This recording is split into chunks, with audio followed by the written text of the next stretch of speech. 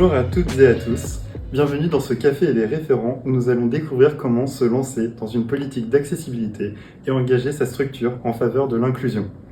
Je suis Sébastien Rousseau, animateur du réseau des référents handicap formation au Greffe-Bretagne et je suis en compagnie d'Apolline Givaudan, qui est chargée d'études et de développement à l'AGFIP Bretagne, et de Dominique Maigret, qui est coordinatrice régionale handicap et diversité à l'AFPA Bretagne et qui va pouvoir témoigner de ce parcours d'engagement à travers la politique régionale qu'elle a structurée. Alors, Apolline, pour engager sa structure, il faut commencer par remplir sa charte d'engagement. La première étape, c'est rejoindre la communauté. Est-ce que tu peux nous en dire plus ? Pour rejoindre la communauté, il faut que l'organisme de formation ou le CFA s'inscrive sur la plateforme accessibilité de la ressource handicap formation. À partir de l'instant où la structure est créée, charge au référent handicap de la structure de créer son espace membre. Dominique ? Oui, je vais expliquer. Alors, pour l'AFPA, on a une particularité, c'est qu'on est en multisite. Et donc du coup, on a créé notre espacement où tu nous as beaucoup accompagnés parce qu'on a quand même rencontré des problèmes techniques. Donc on a créé un espacement AFPA Bretagne et après, chaque centre a pu être identifié avec son groupe projet et avec les différents membres du groupe projet. Donc ce qui a permis de commencer à structurer la maquette. Alors tu parles des différents membres du groupe projet. Qu'est-ce que ça implique, ces différents membres ? Oui. Alors d'abord, il y a un groupe, je dirais, régional, puisque la directrice régionale, c'est elle qui signe la prémisse de la charte, l'engagement de la charte.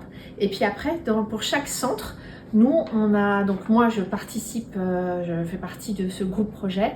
Nous invitons aussi notre responsable qualité qui lui ça permet donc de faire en sorte qu'on puisse vérifier la cohérence avec Calliope ou avec les normes ISO. Et puis participent évidemment nos référents handicap. Donc on en a la plupart du temps 2 par centre qui sont engagés sur la démarche. Le responsable de services et moyens généraux, le directeur de centre et puis un formateur. Et alors, l'étape qui suit la constitution donc, du groupe projet, quelle est-elle, Apolline ? Alors, il s'agit pour la direction de s'engager dans la démarche d'accessibilité au travers de la signature de la charte d'engagement et de son dépôt dans l'espace membre de la structure sur la plateforme accessibilité. C'est à travers cette charte que la volonté de la direction de porter cette politique s'incarne et c'est aussi à travers cette charte qu'il est identifié les différents membres du groupe projet accessibilité dont vient de parler Dominique. Ok, donc là, la charte d'engagement est signée, le groupe projet est constitué. Après, qu'est-ce qui suit ? Donc, on réalise un état des lieux de son accessibilité, si j'ai bien saisi. Et comment est-ce qu'on organise cette étape ? Tout à fait. L'étape qui va suivre, ça va être une étape pilotée par le référent handicap, qui va prendre en charge en fait la réalisation avec le groupe projet accessibilité d'un auto-positionnement. Donc, c'est un diagnostic, un état des lieux de là où on est la structure en matière d'accessibilité. L'idée, c'est pas de juger si l'organisme est bon ou moins bon dans la démarche, c'est simplement de faire un état des lieux factuel de là où il en est à l'instant T, de manière collective. Alors si tu veux, je peux peut-être illustrer. Donc nous, comment est-ce qu'on s'y est pris ? Donc en fait, on a suivi, je dirais, la maquette de l'autodiagnostic. Nous, comme on est un organisme national, on a des consignes sur certains items qui sont plutôt nationales. Et puis après, on va les repérer question par question et puis sous-question par sous-question.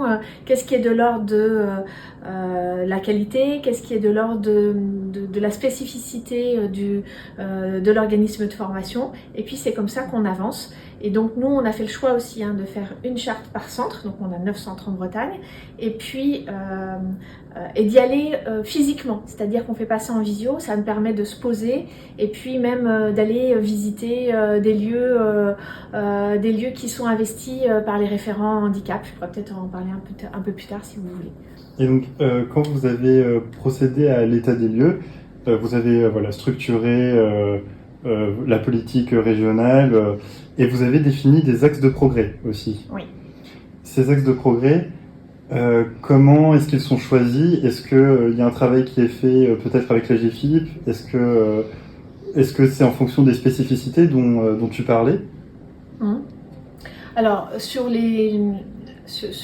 ces axes de progrès, alors, on a travaillé pour l'instant indépendamment de la RHF, de la GFIP.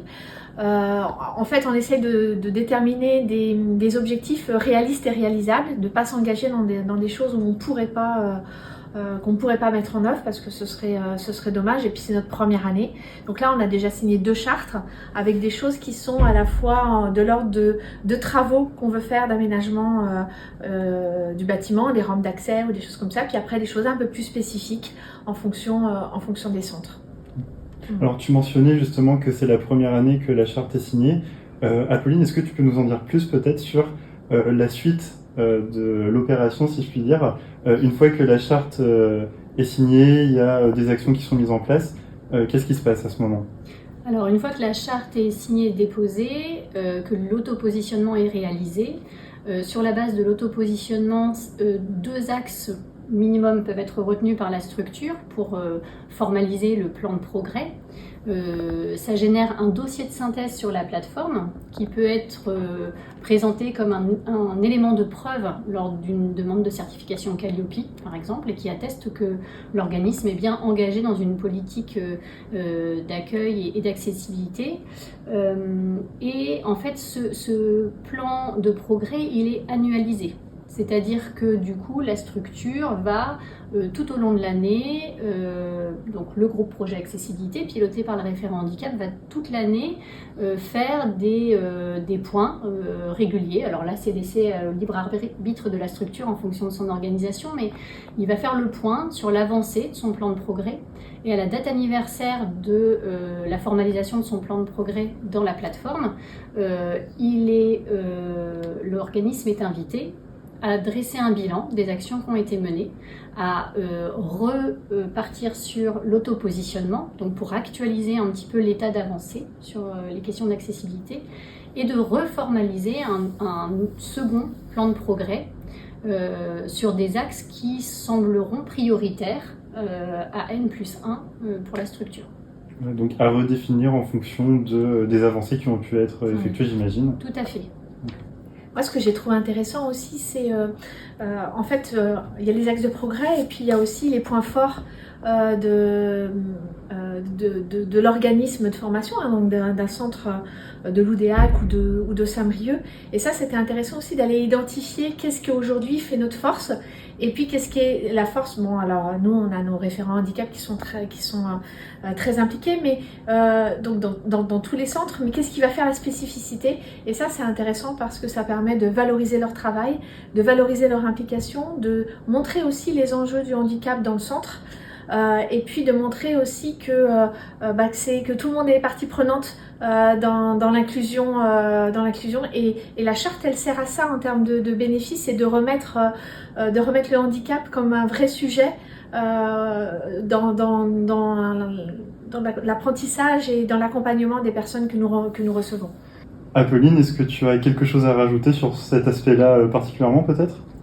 Eh bien, en matière de valorisation de l'engagement des équipes autour de la démarche d'accessibilité, ce qui est intéressant également à souligner, c'est que la plateforme permet la génération d'outils de communication, une affiche notamment, qui peut du coup être mis à disposition dans les structures de formation pour préciser aux stagiaires quels sont les axes de progrès que l'organisme souhaite développer en faveur de l'inclusion et également les coordonnées du référent handicap.